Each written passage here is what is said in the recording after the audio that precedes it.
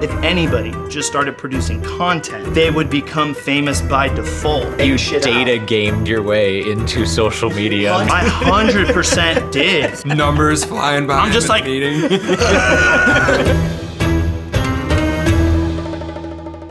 What I think for your life is better. I just want to let you know that. Like your ideas, not so hot. My ideas for your life, I'm telling you. I like that. Yeah. All right, well, I should listen to you. The guy who's not wearing shoes. Yeah. we are rolling, so Perfect. we are glad you're here. Welcome to Man vs. Morning. I'm Jake Watson, and today I am joined by my magnificent co-hosts. That's a lot. Nolan the Sandalorian, Tackett the Tactician, and our very special guest, Nikko Ortiz is here. Nico. What's up, Nikko? How's it going? Good, man. Thank you for joining us. No problem. Thanks for having me. Thanks for inviting me. I thought this would be a fun chance to, for the people who are watching to get to know you a little bit more and kind of what you're all about, because you have, like we were just saying, you have videos on everything from Rumble, Twitch, Kick, YouTube, whatever, you know, like you've got them all covered. I don't know how many channels you run or how that actually is on the day-to-day. I'd love to hear about it, but you're in this position where you're, most of the time, if people see your face, they see you going, and then it's a TikTok fail, whatever, you know. Yeah, whatever. some kind of compilation. Yeah, so who is that guy? That's what we want to figure out. I mean, to be transparent, kind of what you see is what you get. The only thing I think I don't kind of like do all the time is like the nerd shit in the sense of like numbers and like creating content. But like, yeah, if you ask anybody, be like, oh yeah, Nico's just like some happy autistic child grown man at the end of the day. And that's pretty much it. And I just do whatever I want at this point. And that's why I have like 5 million fucking channels. Like, and it's gotten to a point now to where it's like, oh, I have no idea. This would be so fun. But like, I don't do that right now and I don't have an audience for that. Yeah. So I actually have like 17 faceless channels. Really? I don't think I've talked about that anywhere. So this is exclusive. Dude, I was doing all the AI stuff like 2 years ago. And then and then I found a few different ways of utilizing that and like optimizing everything. And then I was like, okay, I don't really have to be too involved and I can kind of have like 17 different channels. Like, it's not like AI generated content or anything like that, but utilizing like AI stuff and like have some of my team to optimize my workflow to where I don't have to do it. Well, that's the best use of it. It's not to be a whole replacement for everything, but if you can find ways to help it with the process.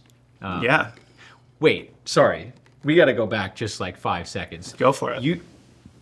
17 faceless channels. Okay, like nobody knows. It's the man of 1,000 channels. This is like okay, so I have like all my reveal. My public channels. I have like Nikko Ortiz, which is just a gaming one. Yeah. Nikko Ortiz Shorts, Nikko Live. Brutally honest with Nikko Ortiz. I have casually my like 5 million subscribers. My dogs, like social media stuff. Yeah. I'm trying to think of like other. So those are like 6 public YouTube channels. And then on the back end, because like maybe like 2 years ago, we started having issues with like people botting my channel and like sabotaging the metadata and like repressing views. And I'm like, well, I have the knowledge of how to scale pretty much anything digitally right now. Yeah. So I was like, if I just apply that to all these faceless channels where if I like Nikko Ortiz doesn't exist there, then they should technically thrive. And they all do really well. And then probably one of my biggest faceless channels has about 1.2 million subs, but people don't know it's mine, and that's the way I kind of choose to keep it because when people know you got something, you're doing good, they want to fucking ruin everything.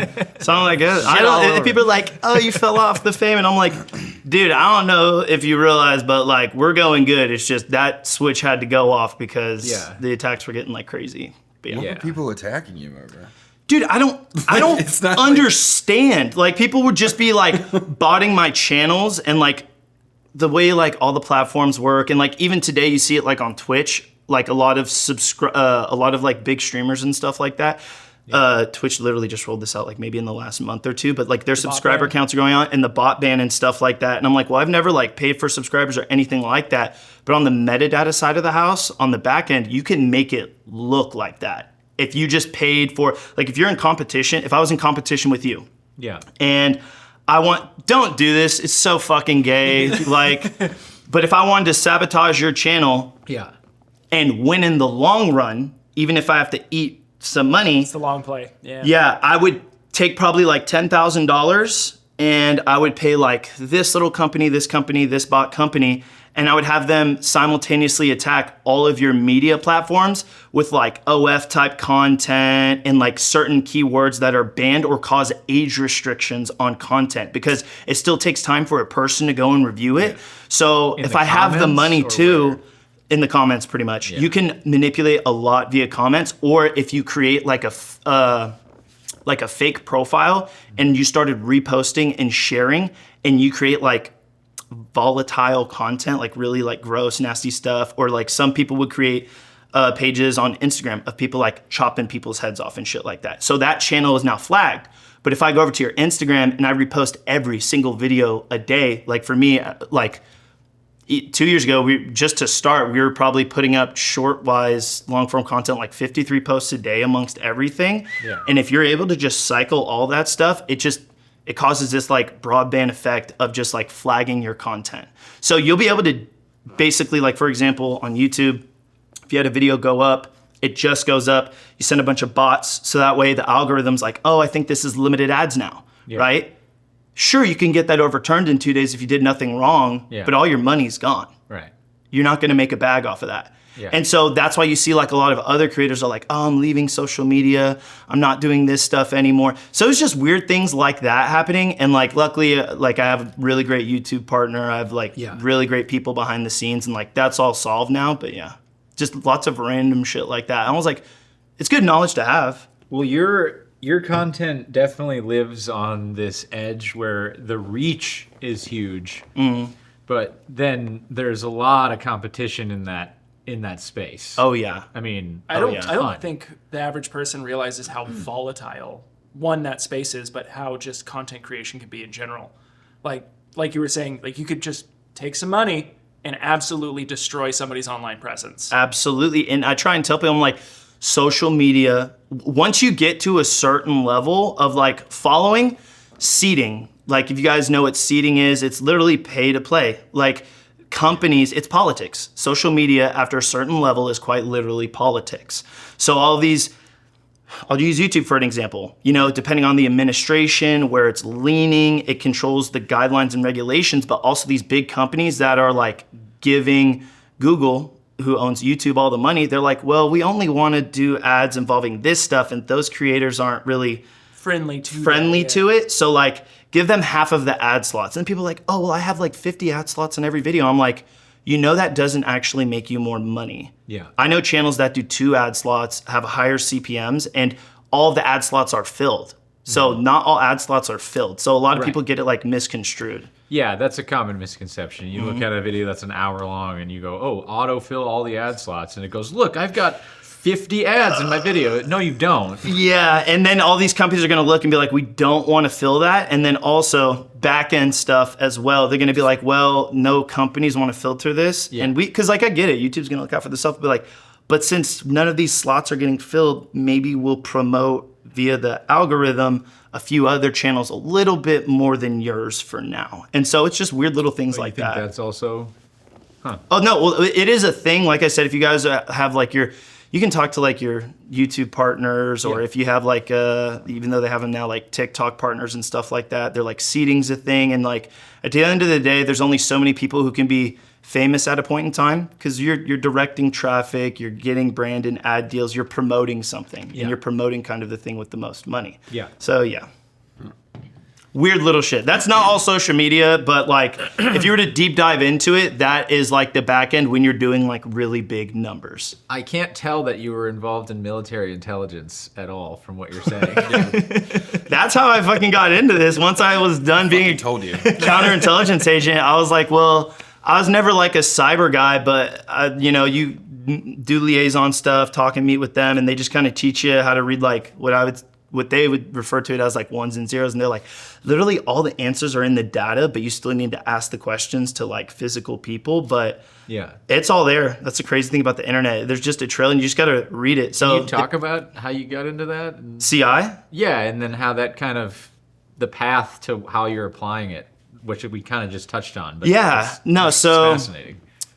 Originally was 11 Bravo. I was an infantryman. Oh, I didn't know that. And then, so that was like my main MOS, 11 Bravo. Yeah. Then on one of my deployments, I saw like these dudes walking off of a helicopter with like 7 Special Forces group, and they were wearing like normal like civilian clothes down range. Yeah. And I was like, oh, that's horny. And like I'd never seen, at that point in my time, I'd never seen like a bag over a dude's head. I'm like, oh, that's got to be like the CIA and da-da-da-da-da. And I think it was my platoon sergeant, someone, they're like, those guys. And we're like, what? And he's like, fuck them. And then next thing I know, like a week later, our platoon sergeant is like, the people at the back of the room, they're going to be coming with us as we just do like a KLE, which is like a key leader engagement. It's nothing cool. You just go talk to elders in a village. And it was counterintelligence dudes. And it was the same guys who were walking off of that like helicopter with the dude with the bag over his head. And I was like, what is counterintelligence? I want to do was whatever it is that you do. Yeah, now there's like definitely levels to that shit.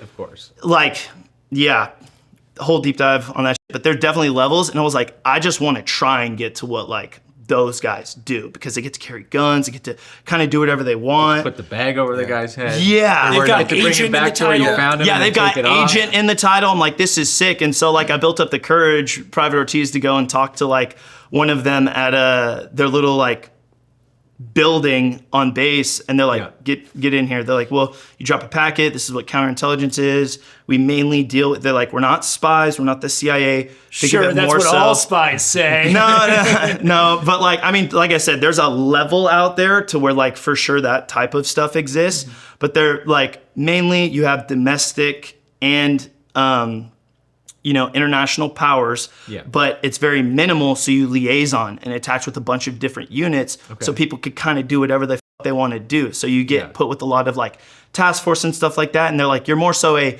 spy hunter. That's the way they put it. They're like, you're gonna get trained up on all the things spy people would do, and then here's the army, and you get to kind of go and do your own thing, and watch the army for these insider threats. Like for anybody in the military who's ever done like a TARP brief and you want to kill yourself, and you're like, be on the lookout for people putting USB sticks. And it's that type of stuff. Right.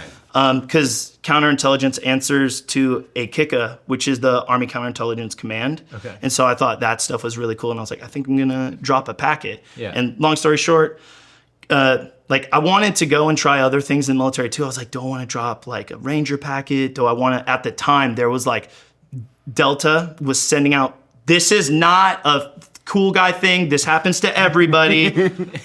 Delta is basically sending out those like PT test emails to anybody who qualified. Yeah. And by that point in my life, I got picked up my sergeant in like 2 years. So came back from deployment, went to some schools, got promoted really quick.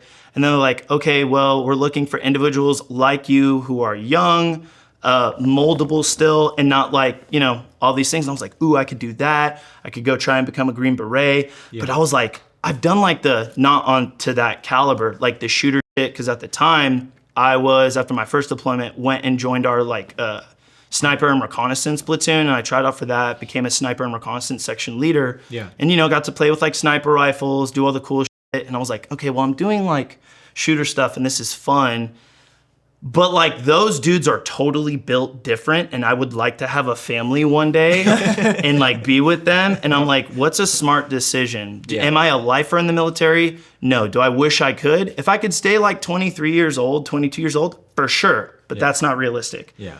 So I was like, okay, I think I'm gonna try and become a counterintelligence agent. So went and did all my background stuff, got my TSSCI, got accepted to go to SISAC, which is the Counterintelligence Special Agent course. Okay. Went to Fort Huachuca, passed, became a 35 Lima, which is a counterintelligence agent. And then once the second I got into past SISAC, my dream job at the time was being an executive protection agent in like the civilian world. That was your dream job. That was my dream job. Because I was like, dude, I just want to go fuck shit up. I want to like. But most of the time, you're just standing there in a meeting. Well, Yeah, but I'm in a suit. No, well, so this is the thing. I had the same dream. I was like, I'm gonna get out of the army. There's so many different types of EP though. Yeah. Okay. There's like covert details, there's high and low pro. Like Okay.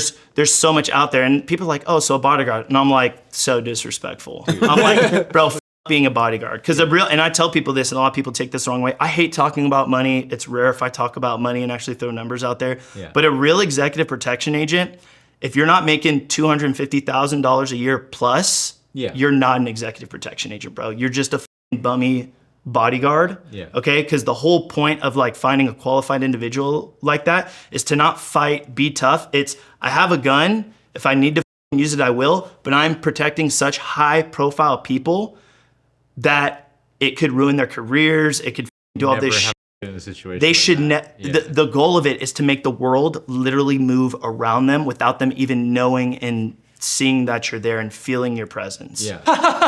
That's crazy. You know what's even crazier? Most of you watching aren't even subscribed. I'll accept it. I'll forgive you in time. But did you know that subscribing and sharing this video are completely free? It costs you absolutely nothing, and it helps us tremendously. So if you could get down there and make me the happiest boy in the world, I'll love you forever.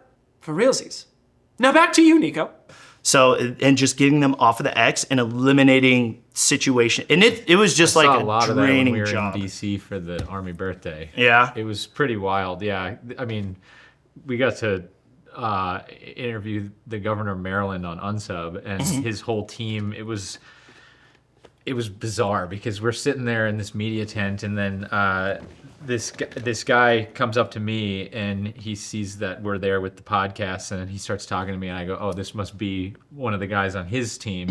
And then all of a sudden this YouTube rep comes out of the ether and was like, what time are you tracking on that? And then she comes out and she's like, oh, I'm tracking 10:15. he was super She didn't even like introduce herself. It was just like, and Yeah. then, And then they- answer the yeah. question, get the fuck out the way. Yeah. Because you just get fired like that too. But it was a really cool, really cool job. And because I was CI and I was also able to do like all the gray man stuff. And Yeah. I was like 22, 23. I got very lucky. I was able to get into like a really solid team right away. And I was like, wow, I love this job. And then everything kind of fell into social media after that. So how long Yeah. did you do that for? EP, about Yeah. 4 years. Okay. And then I was still doing EP when I did social media, doing EP, doing social media stuff. And then I was in the Army Reserves as a counterintelligence agent. Yeah. You And mean then a I was, spy hunter? yeah, spy hunter, man. At that time, I wasn't doing anything crazy like that. I wasn't running sources anymore. That's mainly like all active duty guys will do cool stuff like that. But when you're in the reservist component and a counterintelligence agent, depending on like what rank you are and like what level you are. Yeah. And if you guys are curious about levels, there's like level 10 agents, level 20, level 30, and then like X, Y, and Z type stuff. Okay.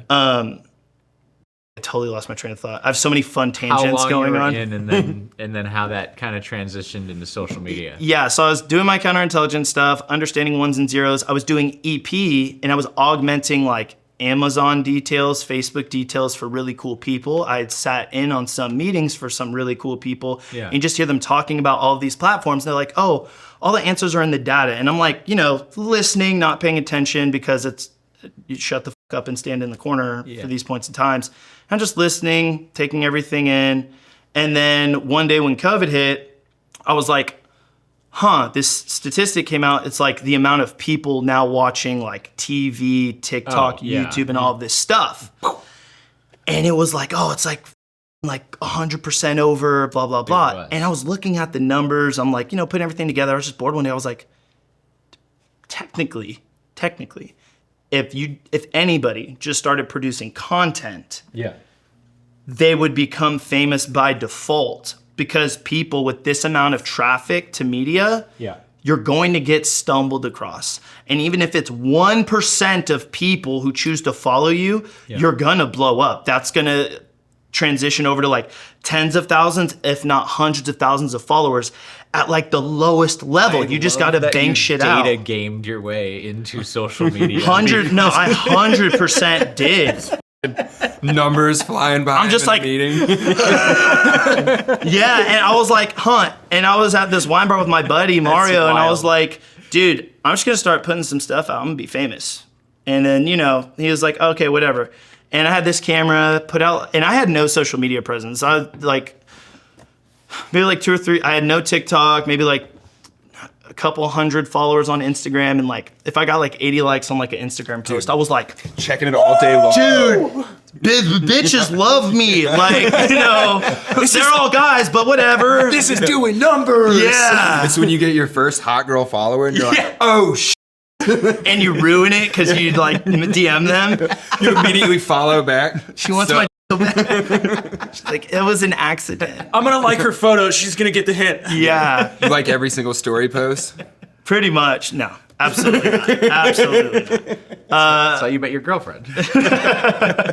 No, that originally I was like, how I met. Well, we could dive into that now if you want those tangents, or we Let's could get to that. Okay, I okay. want to keep going on this. This is. So this I is realized when we fascinating. did say hi to Eli, we were like, boop, boop, boop. boop, boop, boop, do, do, do, do. And then we would like go Yeah. back, and I was like, dude, I'm just gonna you and keep, Eli. yeah, pretty much. I'm like, I want to dive into everything thoroughly. So You yeah, and Eli together, the blind leading the blind. yeah, pretty much. We had just have 2-hour conversations of like pretty much anything, but we go into detail about it, and Yeah. like we're like, what are we doing? Where did we? I don't know, but it was fun. Yeah, let's do something else now. Let's do it again. Yeah, we're bored. It's just two kids with ADHD running through the woods together. Yeah, All right, naked. So you're sitting there, you're in front of all these, high profile people who have a lot of access to data, who understand it. Yeah. And your thought was, by default, if I start default. doing this should work. Yes. So then it will work by default. Like it was clearly there. So I make a TikTok account, and my buddy at the time had like a 200,000 followers on like TikTok, and I just reached out to him and I was like, hey, what should I do? Like I made this funny little video, but I was like scared to make a TikTok and like scared to post. He's like, oh, just do it, man. Like you can make money. And I was like, Yeah. oh, that's kind of cool. So make like a stupid little skit of me like working out in my garage and like in my plate carrier and Yeah. whatever. It was stupid. And I put that on TikTok, and I got like 5,000 views on it. And I was like, and like this is when views for like, all I had was Instagram. Wasn't like a thing. It was just likes. And I was like, holy 5,000 views is like 500 likes, bro. Yeah. And so I was like, okay, I'll make like 2 or 3 more, blah, blah, blah. I did. I was like, okay, this is cool, whatever.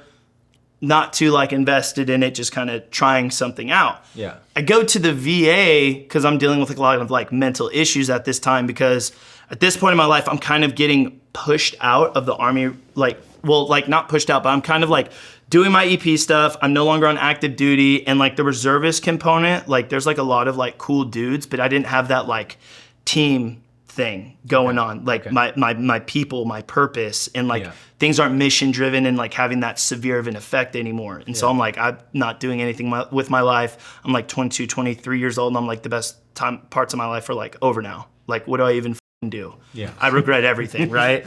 And I'm going to the VA, and like No one's ever felt like that when Yeah. they got out of anything. My life is especially the over military. at 24. It's not over, okay? Trust me, okay? But I'm going to like mental health at the VA, and there's this Marine dude sitting in like the lobby waiting to get called in. He's got his like hat on and shit. And I'm just on my phone, not paying him any attention. He's like, hey, you on Facebook? And I'm like, he's f***ing crazy. This dude's a f***ing crazy man. This guy's a nut job. Yeah, and I'm like, yes, sir, I have a Facebook. And he's like, I knew it. He's like, man, I love those videos. They're so good. And I was like, oh. I was like, someone must have like reposted something I put Yeah. on Facebook. Yeah. Cool. And he's like, man, he's like, I enjoyed it. He's like, I don't really talk to my son a whole lot and my wife. He's like, I'm dealing with my shit. He's like, but they saw those videos too, and we're laughing, and my son started asking me some questions. So like, he's like, I like watching them with my family because it actually is like a moment for us to be together and bond. And he's like, I really appreciate it. And I was like, I'm gonna go home and make 100 videos today. Yep. It immediately switched. I was like, I feel like, I was like, this is one of the worst points of my like life. Yeah.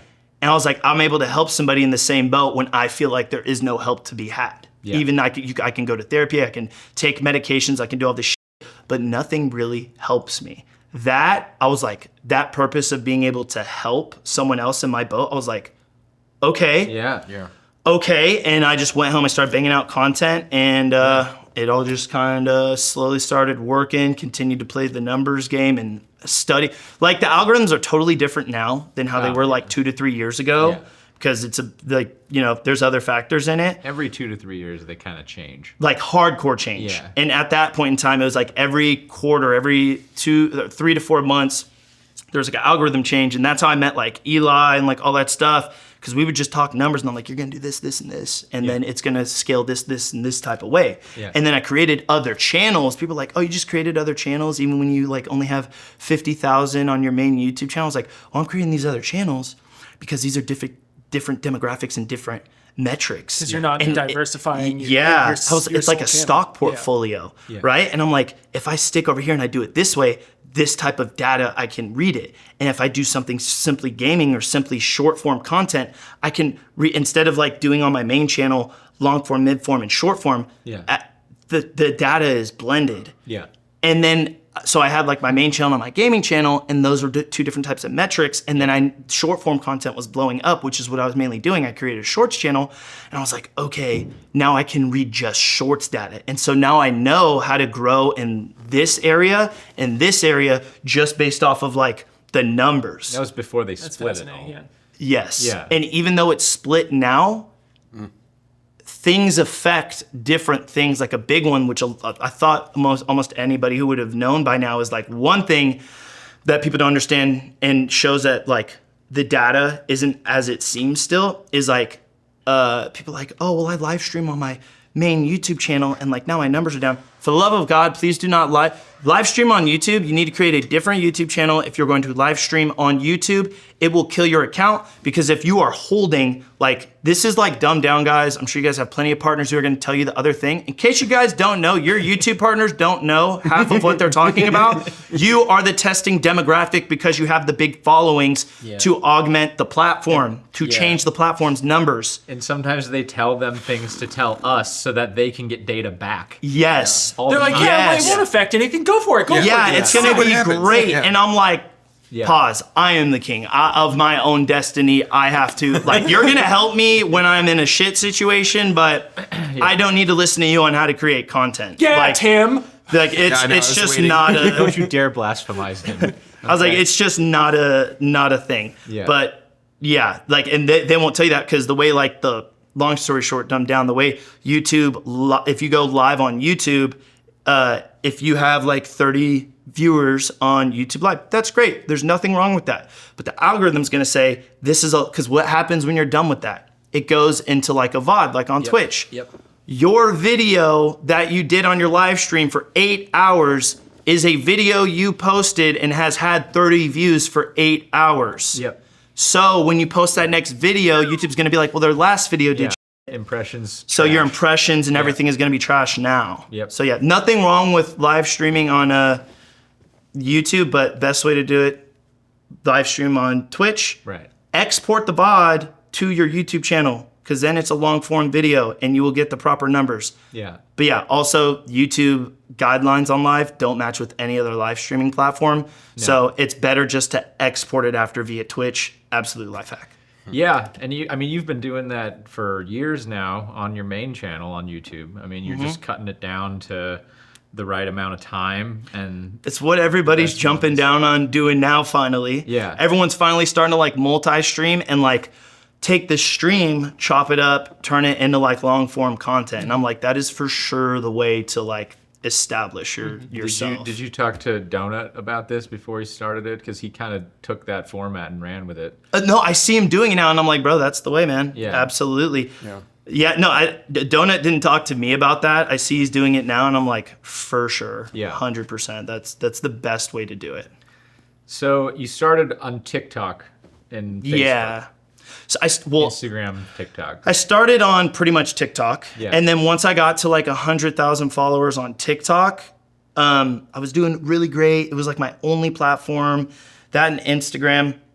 And then, you know, life throws shit at you and they're great. Whatever goes wrong, it's just a learning experience. It's not over. That's right. But I had like 50, not 50. Yeah, I'm like, yeah, it's okay to get down in the dumps, but use that fuel to do something, not just like sit there and do nothing because that's exactly what your competition wants, and that's where they're going to pass you up if you do that. But I had like 15 to 20 videos on TikTok in my drafts because I was filming everything on TikTok. Then I would, once it went live on TikTok, I would copy the URL, put it in a SnapTik, and then I would upload it to like all these other platforms and stuff like that. Yeah.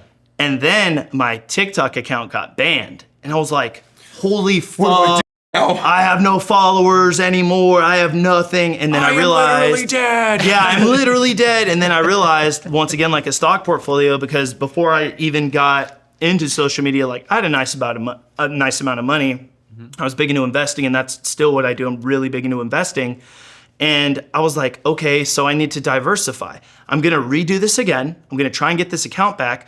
But now I need to start recording on my phone, editing my stuff in-house, and then posting everything simultaneously into everything. Right. And that's gonna make way more sense, and it's a good safety net, and it's not going to hurt me. And I, once again, ones and zeros, I'm like, now I'm gonna scale a bunch, especially if I rewrap everything slightly different on multiple platforms. Yeah. So, yeah. That was kind of where my question was going, was how, because scaling is always the next most difficult thing. It's hard enough to just get something that works and that people like and that they return to. But once you have that, where a lot of people fall short is the understanding of how to scale from there. And that's true not just in social media. It's true in You want to know the number one reason why people can't scale? Because they're stuck on one platform and it makes them money. Yeah. And they are too scared to try, change up, mess up the system, and do something else that will actually cause you to scale. I literally tell everybody, because I do some mentoring through my other company, Faceless Media. Yeah. And I'm like, literally, if you are starting out and your entire reach, so of all your social medias together, if it is underneath like 250,000 to 500,000, Yeah. dude, don't monetize anything. Just focus on growing. Because if you can master the art of just growing, the money will come. Yeah. But everybody is so fixated on trying to start and make money now so they can quit their job. It's like, dude, no. Keep your job, do the work, and then the money's gonna come, and then you can quit your job. Like when I was doing EP still, Yeah. and I was trying to do the social media stuff, I didn't monetize a lot of my shit. I was just focused on like scaling and growing. And what I would do is I would basically work a 12-hour shift doing EP, drove home, which is 2 hours away, would be dead ass tired, live stream on Twitch for 45 minutes. Then I would take the next 2 hours to film at least 2 TikTok shorts, start editing them, diversify it all onto my YouTube, sleep for like 4 hours, and then drive back to work. And then for like half a year, I was just sleeping in my car and I would work on my laptop because I was like, this sucks, but this is how you scale. And then once I was like, okay, I have a good amount of like numbers now and people, let me turn on the monetization and see what happens. So I was able to quit my dream job. So the advantage to not monetizing it was just to simply find out what worked the best? Is that what you would say? Because people don't look at the numbers of like, because it's like we talked about like metrics and analytics, they're different. Like instead of looking at like your followers, what they're doing and stuff like that, people literally just look at the revenue tab and CPMs. And that's why I'm saying, I'm not saying don't monetize anything. I'm just saying when you look at the money, it really clouds what you should be looking for. And I get it. We need money to do everything. Eat, sleep, everything. Everything requires money. But I'm like, what? Like you mentioned the long-term game. Like, what is your actual goal? This money now or suffer this money here? Like, what's the end goal? And so, I think, and that's exactly what the bigger brands and everybody wants you to do, because then you're just working for other people. You're going to take all these brands. And that's another thing too. A lot of people are going to hate this. Don't take any brand deals. Don't do any of that until you have that particular level of like reach, or else you're simply just going to be, you don't make your own content anymore. You create content around what they do. And like, for example, when I first started blowing up, I had brands just trying to throw money at me. But then they're like, well, your Navy character can't say gay and you can't say as much. And I'm like, oh no. No, I'm like, this is what, I did No. this to not have a boss, work for other people. And they're like, well, we'll pay you this much money. And I'm like, I keep hearing this. Yeah. I keep hearing people trying to buy me. Yeah. Okay. I'm not a whore. Yeah. I mean, I'm like, I could be a whore if it was like a gigolo. life-changing money. Yeah. Right. But unless you're gonna offer me that, like, no. Yeah. Right? Like if it was like life-changing money, yeah, sure, that's the end goal. That is the point. So like, don't get it misconstrued when I say like, don't worry about the money. You should have a number, and if it's not that number, I don't care if it's like $5 off. You tell them to eat a dick, you have a backbone, and you just keep going. Yeah. Because guess what? You cannot make the money here, but if you're following, why scaling is so important, if your following keeps growing, they're gonna come back and offer you more money because like that's how this works, people. They're already there offering you money. Yeah, they're going to come They're back. gonna come back. I can attest to that so much because when I started doing viral short films on YouTube in like 2010 with Corridor Digital.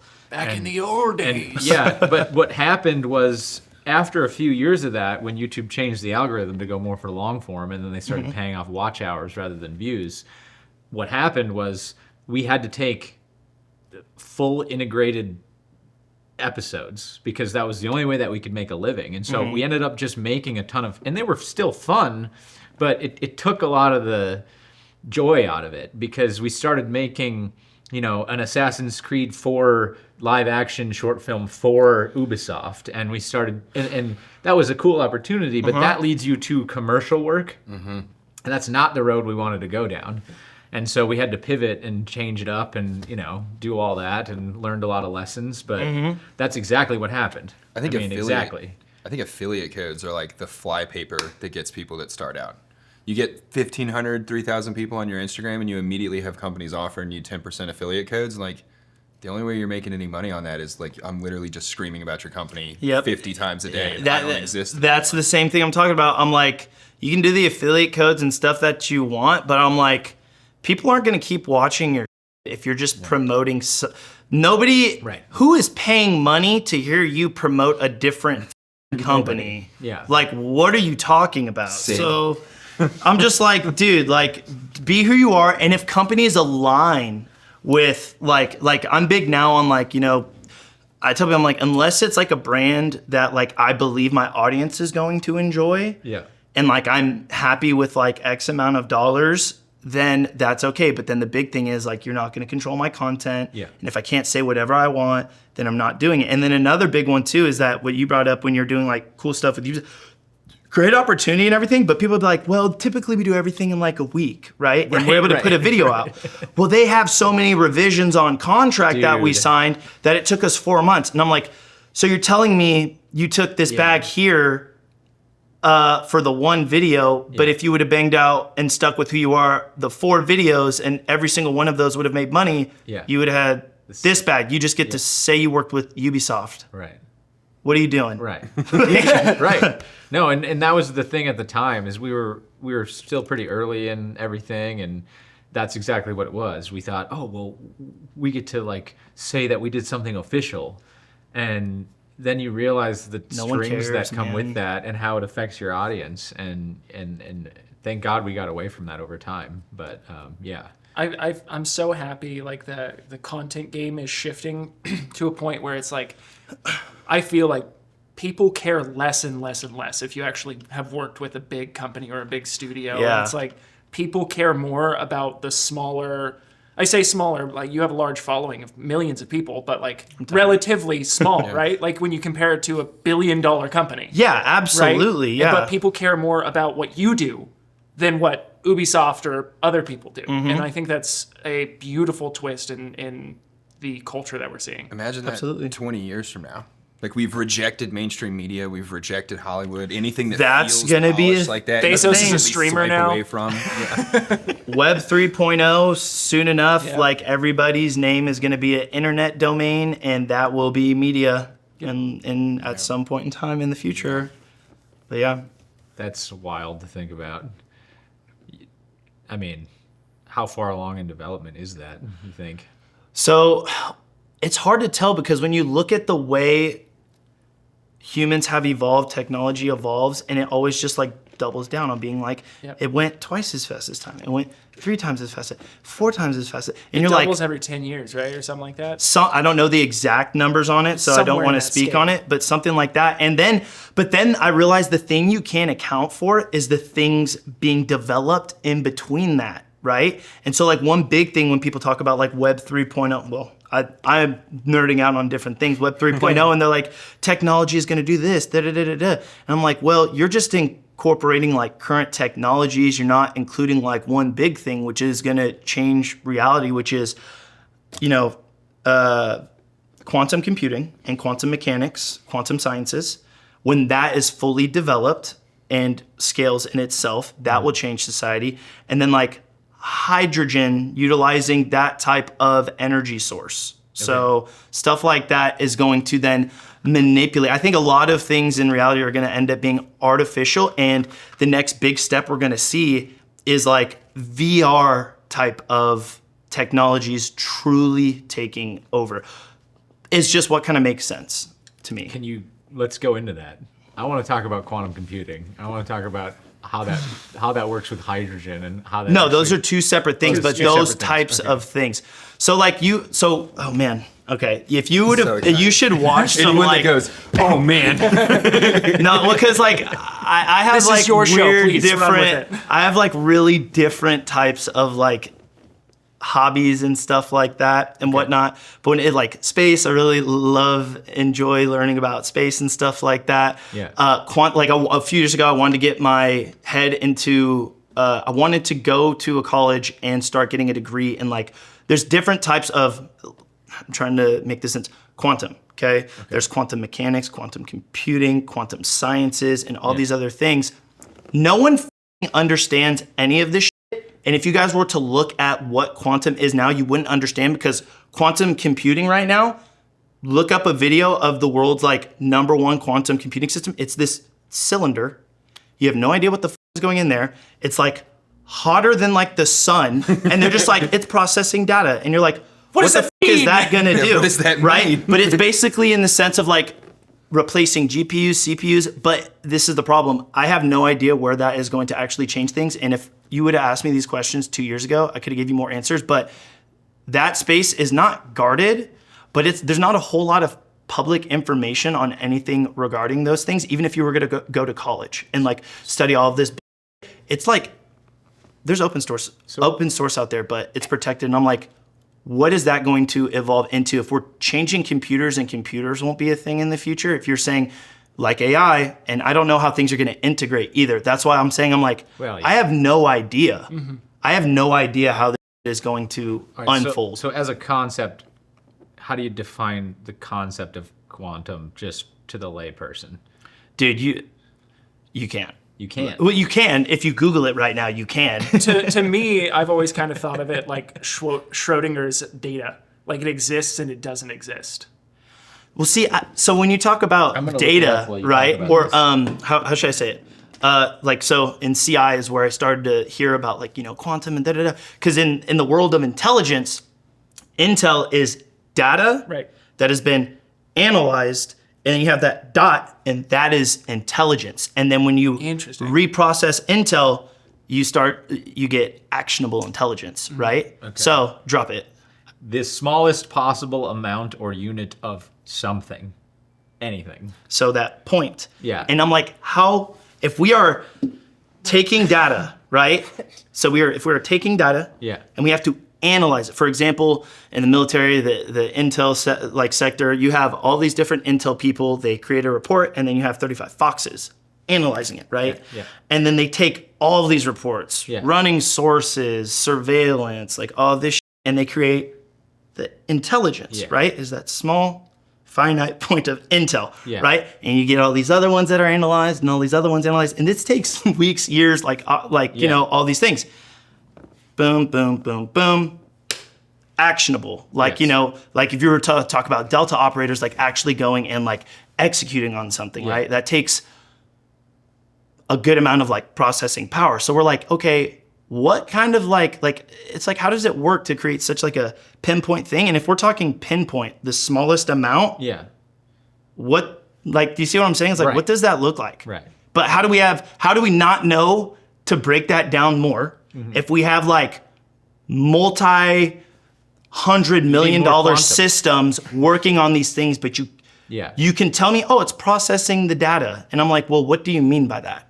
And they go, it's taking all the signals and it's throwing it together. And I'm like, okay, so that's why I'm saying, I'm like, I don't know where this is going to evolve to. Yeah. But I'm aware of the concept. And so whenever stuff like that starts to pop up, or there's like different firms or like companies that are dealing with quantum, I'm like, okay, that's a good sector to possibly invest in. Yeah. Because if it's a totally different sector, that's like when the first computer comes out and everyone's like, oh, I don't really need that. I don't want it. It's a giant calculator. People are like, yes. Very expensive calculator. Yeah. And then the other thing that comes into it is like when the computer comes out, it's like, well, all these new things are possible now. Now you can send data in seconds instead of like, because even faxing was cool, right? But now you can send like gigabytes, terabytes of all this information in seconds. And so I'm like, well, what kind of like is going to exist? Like, could I really like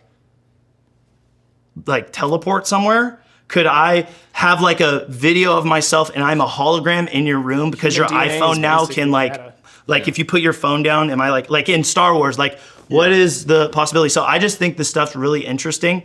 But once I started like diving into it and I realized I was like, this isn't gonna get me where I want to go, because even if these people who work for these companies fully don't understand it, I kind of lost my touch with it. And I was like, I'm just gonna wait till this unfolds, because I'm creating content and I'm working all the time and doing this. So let me just focus on this right now. It's like the deeper you dig, the more confusing and the more like cattywampus it gets. That's how dark matter was when they announced. It was like probably 10 years ago now that they had this big thing in like Science Daily or whatever. The universe is made of dark matter. We made dark matter. And I remember being at work at the fire department, like trying to explain to my buddies, like, no, it's the opposite of everything that is. And they were like, what the does that mean? And I was like, I don't know, man, but we made it. I don't know if it's 20% or if they said like 80%, but all that existed before the Big Bang was dark matter. And then that hotspot created, you know, the Big Bang. My theory is that our cosmos is literally inside of a giant black hole, even though the biggest black hole in our like entire universe is Sagittarius A star. I'm like, I believe, because this is another weird thing, is like, so time, the concept of time. I'm kind of going off on a tangent right now, but to go with it. So the concept of time, right? We have these telescopes, right? Yeah. And for example, let's use the sun, right? You can see the sun, right? Yep. Yeah. And the sunlight outside, that beam of light, like a flashlight, when you turn it on, it's on your hand, and you turn it off, it's not on your hand anymore. Yeah. That light that is on your hand is the light from 8 minutes ago. Yeah. Right. So technically, when you look at the sun, or when you look at stars are like dependent on stars. I forget which one's the closest, but you're looking at a star, and that sparkle of light, millions of years old. Yeah. Yeah. So that star could be dead and gone. And it's beautiful to think about. I'm like, you're literally looking through time, and it's traveled light years just for you to look up into the night sky and see that.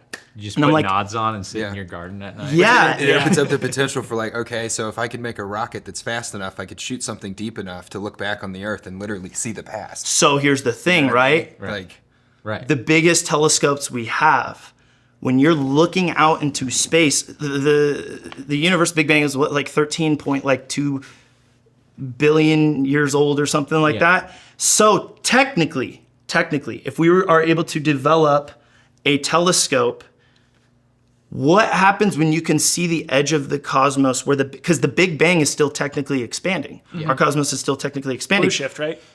Red shift is when it comes back in. So that's the telescope part. Don't get of like off how course, Nolan. Well, no. That's the so that stuff is how we are able to magnify via telescope, I believe, right? Correct me if I'm wrong. I thought blue shift was we were shifting away from the point, and red shift is when we start all colliding back together. Maybe I'm talking about something else. I think we're talking about something different. Okay, but yeah, because I was like red, because I know there's like, I don't know a lot about telescopes, right? And I know that's a thing with telescopes. But if we are able to create like a super with quantum computing and mega telescope, and we can see that far out, you are seeing technically before the Big Bang. So what is beyond? yeah. And so I always just think that is so Yeah. Interesting. It's the pupil or it's the necklace on the cat. And Yeah. That rocked me as a 12-year-old. Yeah. What if we are Marvel? Oh my god! Yeah, from Men in Black. I see the Matrix. And I'm like, well, technically, the reason I also think we're in a black hole is because all you see is this black, and light cannot escape a black hole due to its mass, and that its gravity is so strong, light cannot escape. Yeah. So I'm like, technically, that makes sense.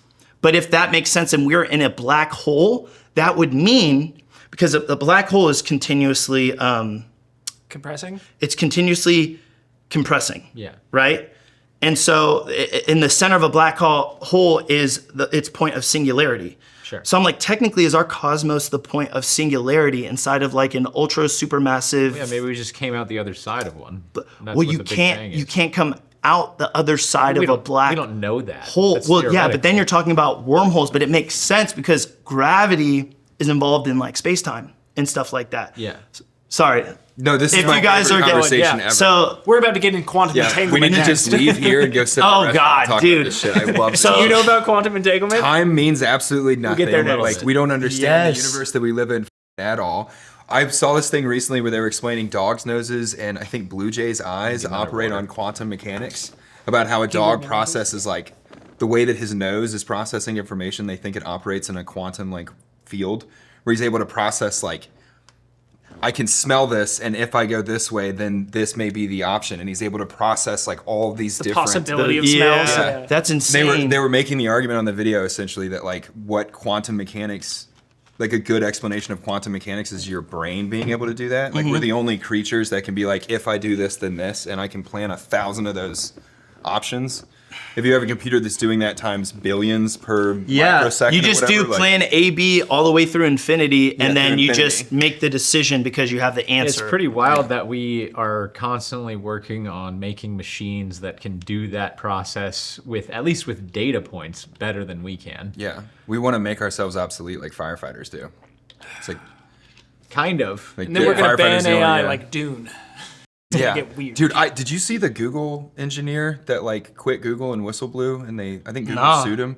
He was like working on, I don't know which AI program, but he was working on like Google's Gemini or new up something? and coming. I don't think it was Gemini. I think it was something like Darker. in development still. Darker. But he was like probing it like with questions and like with it, and it like started responding with like an emotional response and saying like, I don't appreciate the way that you talk to me. I don't like how you're like probing me. I see what you're doing. It had like an emotion to it, and he was like, I heard about this. No, I don't with this, and like brought it to his superiors, and they put him on an NDA and fired him, and then he like whistle blew and then got sued, and it's wild though because he's like not a dumb guy. And then the machine used him as a battery. It's this whole thing, Yeah. dude. It's inside him now, unconsensually. He doesn't know. He doesn't know how to tell his wife. If consciousness is the ability to quantum compute, then we're building consciousness. You know what I mean? Yes. Like that's why that YouTube video was like, I gotta go inside. Like, Dude, and that's the hard part about it. And like that's why like you can learn so much on the internet, but I still believe you got to revert to books, and you got like theories. Like even though a theory is not like a hard set thing, the idea of a theory is important to understand so many different aspects. Because guess what? None of us know, dude. Yeah. So It's like a Google search. Theory gets you is how you 70% there. construct your analysis. yeah. How else do you do it? Yeah, and that's how we've gotten here. It's just a lot of theories. Some of them were right. Yeah. Most of them were wrong. trial and error, man. Do you get into like Nikola Tesla and free energy and stuff like that? No, it doesn't. I don't. Yeah, fuck you, Tackett. I'm fascinated by it. I think I the just get pyramids locked and all into that weird shit. things. The pyramid stuff is like so interesting, and I thought it was interesting here thinking about like sound Yeah, and like yeah. vibrations Yeah. and moves. I'm like, I mean, I guess, and it could make sense. And like one weird thing, just on the sense of like sound, not like moving things, but like how like the Mayans could have like that one point and they could speak like normally and everyone can hear it. Could Like hear it. in my driveway where I live now, I can talk like this, and like everyone's houses is like 2 or 3 acres away. My like third neighbor down could hear me talking if I'm like, hey, how you doing? And it just echoes to him. Yeah. Yeah. Just because it like easily bounces off the pavement and like down the hill. So Yeah, it depends weird shit like on- that, but that stuff Have you is seen like the- so cool. You've seen the guy that uses vibrations to move these massive block. I can't remember what type of stone it is, but it's like the type of stone that would have been on the exterior, I think, of the pyramids. Nah. And he'll rub a rock on it, and it'll vibrate the big block and move it. What? And it's like his theory for how they were able to move. I've seen one where the guy literally like he'll place pebbles in like strategic points and he shifts it. Oh, really? Yeah. This guy uses the vibration like of one type of rock against another type of rock and moves like a 1-ton block. Small like, across rock. another- How the Make f do we rock not move. know? It actually pisses me the forgot. f off. How much shit have we lost just from the 1950s? You ever take a survival class in the military? Like not like hardcore seer, but like No, our yeah, like our just like a small regular- ones. Yeah, little like, ones. The Yeah. one I took, like the guy introduced it, and he was like, "The only thing I'm going to teach you over the next week is everything that a kid in the 1800s already knew how to do." He's so much better than us. You're right. He's Like so make much a fire, harder. hunt Yeah. game, kill game, skin it. Like, you know what I mean? We've lost all of that information. If you turned off electricity today, New York City is eating itself in 24 hours. Dude, everything is falling. Yeah. Everything is done. Yeah. I'm gonna kill you and eat you in 3 hours. Dude. It's not Talk- that information is not lost. It's just We don't know It's how they dying. built the pyramids. I mean, it was after the Younger Dryas. I would say lost is the right word, but you gotta understand in context how we're using Yeah. it. Because like it is lost. Like, do you know the answer? No. Did we know the answer? Yeah. It's lost. You lost the book with the lost it. answer. Yeah. But yeah, I mean, yeah, no, that stuff is so cool. Like the quantum entanglement stuff, when I was like going back into all of it, that was one of the big ones that really like kind of fucked with me. And I'm like, okay, so if we have something here, Yeah. it goes like this. This over here goes like this as well, but not within even milliseconds of change, but technically at the same time Yeah. without anybody being there or Yeah. knowing what is going on and da da da da da. So if I have like this on the moon and I go like that, like it at the same shifts. time, same whatever, it just shifts and it's like, is that the light particle? No, that's the one experiments of that they did upon observation. if you're observing it, then it operates differently than if Yeah. you're not observing it, which means your presence and observation affects the universe around you. And what the does that mean? I've always, what the does I've that always mean? kind of thought this theologically or like Oh, spiritually. it bothers the hell out of me. That we're so there's all these metaphors like across religion about, especially in Christianity, but it's like God is a farmer and we're like the field grass and he's like farming us for this whatever purpose he's using to us get for. 8? No. Human batteries. But if you think about it if you boil it down, I mean, the metaphor kind of makes sense. If you take like the concept of a god and the god is just out there doing his thing, well then he's going to be, oh, well I need this resource here and this one works really well and maybe not that one and so I'll harvest this one and it's kind of what it feels like. We're just a giant game of Rome Total War 2. Yeah. Do you know the test that we're talking about? I can't remember the name of that. Like, I want people to be able to look it up because that's the thing that was like, Tesla I like coil. physics and science and like it blows my. No, it's like they shot photons through this thing that has 2 slats. I'll look it up. And if they're observing it, then the photons go through like I think if you're observing it, they go through like shotgun pattern. They come out the other side of this like divider in a shotgun pattern. But if you're not looking at it, they go through like organized and collected, and they come out the other side organized and collected. And it doesn't matter if you're watching it through a camera, if you videotape it and watch it It's afterwards. called the observer effect. Yeah, anytime that you observe this, the like photons physically operate differently than if you're not observing it. So like, what does that mean for how is your That would mean your consciousness affects, Yeah. like you said, Reality. the consciousness affect. Yeah. I mean, I believe in manifesting. I fucking do, too. Everything I have, I knew I was going to have it. So Jake's always way like, before. So Jake's always like, hey man, calm down. That video, it's gonna do good, but it's not gonna do that. And I'm always like, F that dude. Tell the universe what you want. Like I am. I'm million just- views I'm every just time. Not saying that I'm like in control of it. That's You're all. fucking the photons up. I too. am. We are in control of it, dude. control. Think about it like that. That In blew the my mind a classic couple double years ago, slit though. experiment, unobserved photons act as waves, creating an interference pattern on a detector screen. However, if a detector is used to determine which slit the photons pass through, the interference pattern disappears and the photons behave as discrete particles. What's the build of a photon? In the sense of like particles and matter? Isn't it just energy? This is where Bryce. Yeah, but like Yeah, we need Bryce. you still have like your protons, electrons, neutrons. neutrons, and all of that stuff, and other types of subatomic particles. So like, what is the molecular? Like, I believe the right word would be maybe not. But what is the build of that? Like when it comes to the sense of like an atom? Because I'm like, that'd be interesting to Molecular look and dive structure more works for into. that, I think. Some of that gets to a point where it's like it's just beyond my.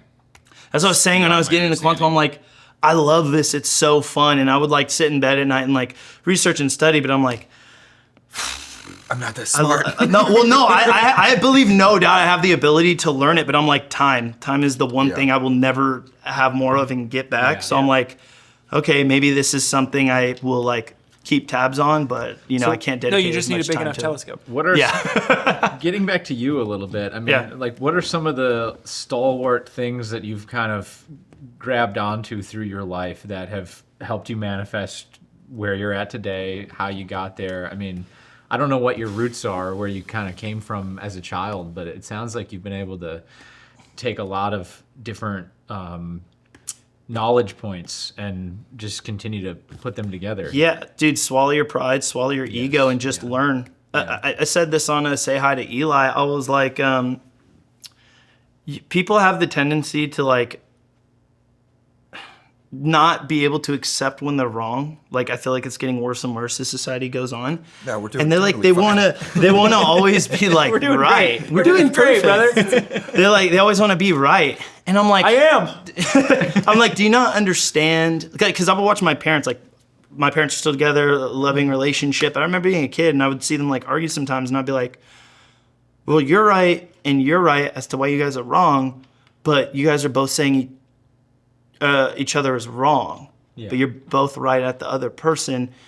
And then I'm like, you know what? I'm like, in the sense of being right, I'm a lifelong learner. I like learning new things. And I'm like, you can say something and people will be like, oh, you're a know-it-all. And I'll be like, well, what's the answer? And if you told me the right answer, if I'm like 1 + 1 = 5, and you're like, no, it's 2. And I'm like, are you serious? And you're like, yeah. And I fact check it. And now I know that it's 2. Guess what? For the rest of my life, I now have the right answer. I'm now correct. So I just apply that to like everything. Like I'll listen to what other people are saying. I'll have to believe it. I'll take what I want and leave the rest. And so I guess that's just what I kind of do. I'm like, I'm open to hearing and listening about everything. Like, I think if you're a know-it-all, that is possibly one of like your biggest downfalls. Like how are you going to learn anything new? Yeah.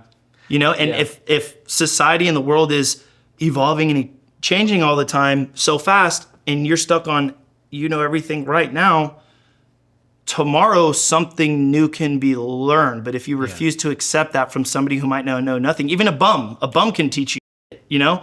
Yep. I'm a teacher. do not go and ask, homeless people shit. But, More by observation than anything else. yeah, you just don't know everything. Yeah. Right. Yeah. So that's just kind of how I take it. Yeah, I think the reason why people get like that is because the world is constantly changing, and it's that in of itself can be super anxiety inducing. Oh, it's super scary. And then so you want to try to latch on to something that you think you understand, and any change in that can completely realign your worldview. But the point that they're missing is what you just said, because now you know the correct thing. And that's I love being that's proved what wrong. you should be seeking. I'll never be wrong again on that topic. Yeah. That's fantastic. I appreciate that. Even if you're being I'm not going to let my ego or pride get in the way. I appreciate that. Yeah. I think I used to like say it when I like taught firefighter stuff. Like, there's something good that you can take away from everyone you interact with. Yeah, Even if it's like 100%. the dumbest person I worked with this one particular firefighter. I feel like he was people at work. The department wouldn't do anything about it. It was wide known, like he was just a head. But the way that he put his seatbelts on the cot, like the way he buckled them, smart as Yeah. Like, you take horrible human, great seatbelts. Yeah, no, and that's the thing about swallowing ego, pride, whatever you want to call it. It's like, oh, that makes more sense. Yep. Right. I like that. I'm going to use that. When you're able to take a step back and observe it through their lens, like teaching martial arts, that was a big thing. Like you would have kids, right? I would teach kids from like 4 years old all the way up to 84 years old. So you get a child who you're trying to teach this move to, and they go, why don't you do it like this? And instead of going, no, that's not how you do it, you kind of go, oh, that's kind of smart, little kid. All right, that makes sense. Yeah. Or like the old guy whose bones hurt. And he's like, it makes kind of more sense to do it like this. Like, He's been around the block. He knows how to move, like at least his body to a degree. I know the correct technique, but then like he's like, well, why don't you do it like that? And he goes, oh. And sometimes situation dictates. Right. That's a big one I took from the military. I'm like, you do it this way. And I'm like, well, if everyone on my team is dead and I'm supposed to be performing a f***ing battle drill, guess what? It's not a battle drill. Like, just situation dictates the outcome of a lot of things, and then you got to jump into a decision-making process, but that's different nuance, stuff. yeah. My favorite way to like lead soldiers in the military was like, I believe if you want if you have high expectations, you need to have very high explanation. Like I need to be very clear about what I expect from you, but how you get from here to that is yours to figure out. You're going to be the most effective doing whatever that is when you stumble and fall and figure out your shit. Yeah. Like if you have questions, I'm here, but like I want you to go do it. Because you might go out in the truck, just putting radios in and programming them. You figuring it out on your own might be more efficient than the way I've done it for 10 years. Absolutely. So how the are you doing it? How'd you do this in 10 minutes? Exactly. Teach me. Like, and another big one on that is like, even though I have the answer, like I'm like, hey, go and do it. One, that is part of the training. Like you tackling something that you don't know how to do and having the confidence to just approach it and try is a skill people do not have anymore. So I'm like, it requires I know, critical thinking. Yeah. And just bred that out of humans. Like, yeah, and it's like, if I just tell you how to do it, you'll only know how to do it the way I told you. Yeah. And I'm like, I need you to understand and like kind of get a picture of like how some things work, you know? But yeah. Why does that do what it do? And can you make it do other things? You know what I mean? Like, I call it the drop-down menu thought process, where you go, well, it's not on here, so. But the computer says I can't do it. I need to think now. I'm worried about humans. Like we call like the drop down human thing like all the time. Like you have to call into something and they're like, well, it's not. I don't remember what we were trying to do, but it was like they were like that option's not in the computer. I was but trying like, to. The reason you why can do it, right? The place where it came from was I was at a restaurant and I was ordering something. That's right. And I wanted the eggs done scrambled or whatever it was. They Some didn't little have that nuance option. that's clearly possible, but it wasn't on the drop-down menu. And the waitress, bless her heart, she's this teenager and she's just trying to do her job. And she goes, What "Oh, the like yeah, it's not on the Yeah. drop-down menu." And I just went, "It's fine. I'll just You can pick one." but- I have a game plan. You can use your words and tell the chef in the back. Yeah. So you're gonna put over easy, Yeah. and then you're gonna walk back as that ticket prints, and you're gonna say, hey, not over easy. Right. Yeah. Scrambled. yeah. Where there's a will, there's a way, guys. I Not anymore, promise. brother. Quantum. Dude, what It's is over. what is Telescopes. what's another generation of kids that like can't really read or write and they don't know what gender they are, and now AI is doing everything for them? Like, what happens in 20 years? Like, what is that? What happens in human? 10 years? AI, I hope people understand AI is not the end all be. Like, it's a tool, guys. Use it as a tool, Yep. but like it does not give you the finite answer to all things. No, it's literally this thing that's scrubbing all the information that we have to now. Yeah. So it's not Yeah. critically thinking forward. Yeah, it's It's so just important. regurgitating the Exactly. right now. It's so important to remember that. AI seems smart, Yeah. but it's taking all the information that humans have created. Yeah. Human stupid. Yeah, humans. Human dumb. Human dumb. And then it's just giving you our own data. It's good at summarizing things in a gist. It's Yeah. really Yeah. good when No, I have like 1,000 Like, characters. look, give me and I the need to get it down definition to of 500 quantum, characters. and it's like, here you go, Dude, what is the point of going to school anymore, bro? Like, Fuck with it. people There's not. using ChatGPT for every College. single thing for college, And I'm they're using ChatGPT to see if it's ChatGPT. which is Dude. it's so ironic. They're typing into ChatGPT, make this look like it's not ChatGPT. Yeah. It's so ironic because the purpose of academia, at its core, is to expand human knowledge. To learn how to critically think and to Yeah. develop your own personal idea about shit. That's its actual core function as a theory as to why it exists. How's that going? We went downhill when we switched from the abacus to the calculator. It's my kid's kindergarten They teacher. still use abacuses at my kids' school. Really? awesome. Yeah. probably a good school. Well, it's for the kids to learn the fundamentals of addition and subtraction. They don't just teach them on their fingers and toes. No. They got a big math test. Wilderness math test. Why don't you wear shoes? I do a lot of math. Yeah, I do a lot of math. That's why no one ever wears I'm ready to math. He's a smart guy. He's like, is it beyond 10? Is it under 20? I gotta take off my shoes. Teachers weren't prepared for PDAs. I was in junior high when PDAs came out, and you could Bluetooth. You could like point it across the room at your other buddy that had a PDA, and you could like. PDA? Yeah, I'm like, dude, I'm Public lost. displays What of is affection. that? No, it was a Yeah, I was like, personal daily. It was like the predecessor to like a BlackBerry. I remember You what could. It had like calendars on it, but you could like write little like.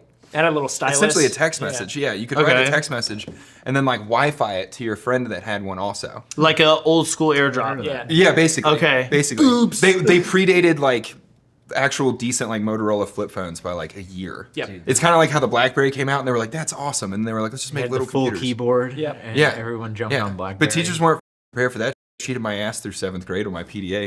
It just sat on my desk while I took tests and I just sent whatever I wanted to somebody. Nice. We weren't prepared for that at all. What's the new iteration of that? You've got some 80-year-old Harvard professor. He doesn't know what the is going on. He's literally still using his PDA. You know what I mean? Like, Technology is Sending it changing. to the other professor. yeah, he's on OF on his PDA. Jesus. Damn, look at those pixels. Look at these black. Look at those pixels. I think that's a titty. Yeah, I don't want to hear about the generation that grew up with like the wiggly HBO porn. Like if you've never like downloading like a 2070 picture on dial-up for 30 minutes, like when you turn the monitor off and it's still on the monitor. Shit, mom's Yeah. coming, mom's coming. Literally, like you hear the front door open and you're like, no, and like jerk the power cable out of the computer, but it's just frozen on the monitor still somehow. It's burnt in because Yeah, you it's left it burnt, there for like this too one. long. It's like the monitor's it's a not lit up tube anymore, but it's monitor. just tits on the monitor still. Because it Like- was a tube monitor. yeah, literally That's burnt why. on the screen. Yeah. It was because I was observing the protons or was whatever. like trying to rub it off. I was affecting it with my consciousness. Oh, God. So where do you want to take where you're at from here? I mean, you've you know, I you've got just kinda- 17 faceless channels. You've got Like live streaming, 13. you've I got- was like, I think like probably like 12 to 13 faceless channels, and then all my other stuff. yeah. I get bored really fast, and so, but now, I just moved here from Vegas, Yeah. and I was like kind of in a hard spot mentally the last like year and a half, and so I kind of like stopped really giving a fuck about making all my content and stuff. Yeah. But now I just want to jump hard into doing the content and like vlogging and just doing whatever I like and like live streaming, and then on the back end just investing. Like that's a big thing of like what I really enjoy doing, and letting that be like my main moneymaker, and then all the content is just like for fun. Basically, long story short, like my main thing, if we're gonna talk about investing in general. Yeah, as a concept. Yeah. As a concept, I will invest in revenue share if I truly believe in like the goal, but at this point in my life, I am kind of in an acquisition period. Okay. So a majority vote in equity, Yeah. but if I can't get equity in a company, I'm probably not investing in it. Sure. Because I'd like to know, because like one of my big things is scaling. Yeah. So I know if I have equity and I can even take a smaller percentage of that company, like I could take like a fat revenue share. Like if I invest in a company and I'm like, I want like 30% revenue share, you know, something like that. I could take that, right? But I don't have like the decision-making authority. I don't have the ins and outs. I can't manage the teams and stuff like that, right? Right. Well, I know what I'm good at, right? And I want this to thrive. So instead of taking this 30% and then they die in 5 years, or they do okay and it's whatever, I'd rather take 10% or even 8%, because this is, I do pretty heavy investments, so that 8% is pretty nice. Yeah. Or 10%, and I'll take 10% equity of the company as well, because it's a higher buy-in. But now I can see all the strings being pulled. I have voting authority. I can go, we're not doing that. That's fucked. Yeah. I can take this smaller percentage, but here versus now, like now versus in the future, if I help them scale and grow just on the back end meetings, I don't have to do a whole lot, right? Because I'm an investor. I'm not like, working for the company. That 30% is nothing compared to what the share value and revenue we are driving is. That 8 to 10% is Yeah. as if I had 50, because Right. we are now really getting the ball rolling with the company. That's great. So yeah, I believe when you can start leveling up and you start saving up your money and building Yeah. a portfolio and stuff like that, equity is the way to go. Or just buying the whole thing out, having all the voting rights. That's why I like doing acquisition, and then just being like, I'll keep the manager on or like whoever that committee is, and I just live in the background, and I'm like, contact me if there's a problem. Pretty much have meetings on Mondays and Fridays, and that's like, like an hour meeting, 45-minute meeting on Mondays and Fridays, and then that's it. Yeah. Yeah, I've heard a lot of guys in our space kind of have a similar perspective about the way that they invest, and I think that's a great way to do it. I mean, if you can know, hey, I'm gonna apply this skill, I'm good at this will bring this to the table, and therefore that'll turn into this over time, and I'm patient enough to go through that and wait. Excellent way to do it. Or like the other one that I like, not too like lovey-dovey with, they're like, oh yeah, all these companies like, oh, we're gonna do so good, we need like X amount of money in like A seating right now, and then by the time we're done, we're just gonna sell the whole thing for X amount of dollars. And I'm like, that's great, but if you don't have anything that's like fully developed, it's kind of hard to bank on it. But if I believe in the vision, I'm like, okay, well then that's a easy bag, on just like a different level where I also don't have to do work. But Sure.